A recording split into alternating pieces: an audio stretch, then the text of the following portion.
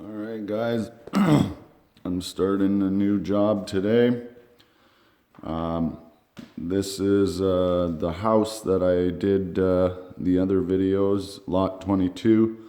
I finished upstairs and they just finished boarding down here, but they left that back of the closet here. That's a closet on the other side at the entrance, so they boarded that so they could get the sheets downstairs.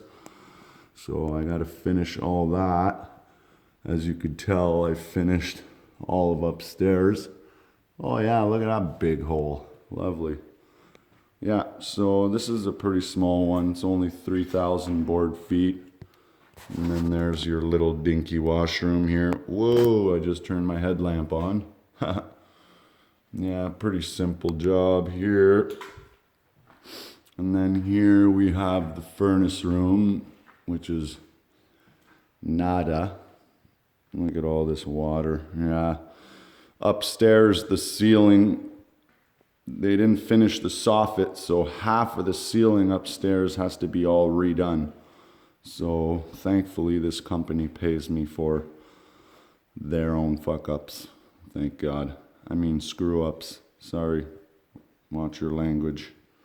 So I'm going to be using the super taper. These are all my tubes and my pumps and wipe down handles for the angles. And I might use the bazooka on this one because it's pretty small. Like we're only at around 7'6" down here. So I wanted to show you roughly the tool setup, and then see, I'm gonna have to be using this till it gets dark. And I run my generator here with all my cords, and I still have to set up. So I'm just giving you guys a walk around before I set everything up.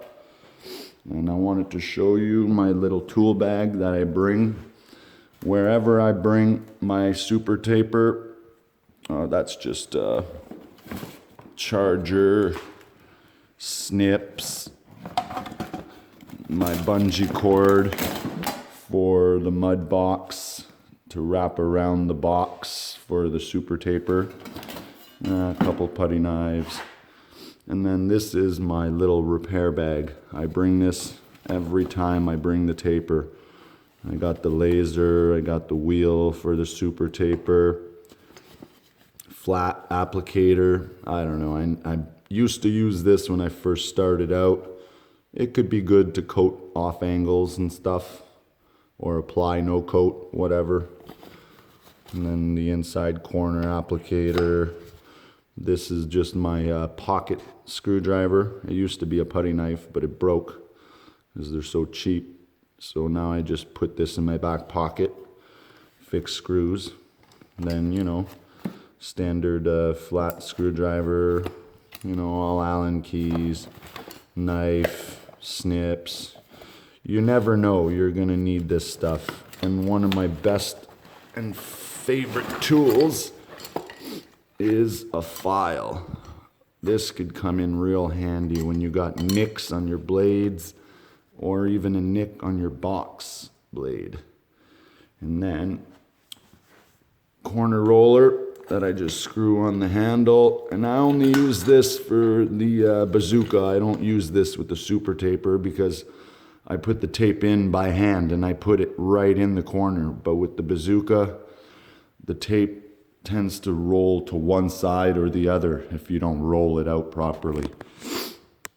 And then here we got the outside corner applicator, and I drilled out this hole in the center here, okay, because it's not big enough. So I drilled it out so it matches both of the sides that come out here.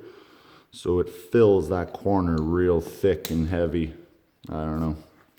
It helps when they leave the corners bullnose instead of even. And then I got my 3-inch angle head, which I wish I would have got a 2.5, but I got a 3, 3.5. 3.5's got the wheels, that one doesn't, for the tapes, whatever. And then I got my 3-inch wide track, which is like a 3.25 instead of a 3.5. The 3.5 that I have a 3.5 and a 4, and I never used them. What a stupid purchase. But this 3.25 is all you need if you're flushing your skim coat, okay? But this is the way to go.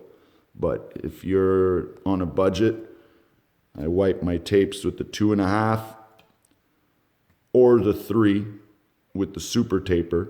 I use this one with the bazooka because there's less mud. But with the super taper, I wipe it with the 3. And then I would skim it with the 3.25. But it does a much better job if you skim it with the 3.5. Angle head, that is. Now, I want to start wiping my tapes with the 3, but I'd have to apply mud on top of the tape, especially with the bazooka. And with the super taper, I'd have to roll it or something. Or I'm gonna try to use this when I get my mud shot, because then I could apply mud automatically with it instead of having to put the tape on and then walking around with the tube and applying mud, and it just seems like a whole other process for nothing. So this is all the tools I brought just to start. And I lay a couple of sheets of drywall on the floor just to keep the mess to a minimum. And then this is my standard setup.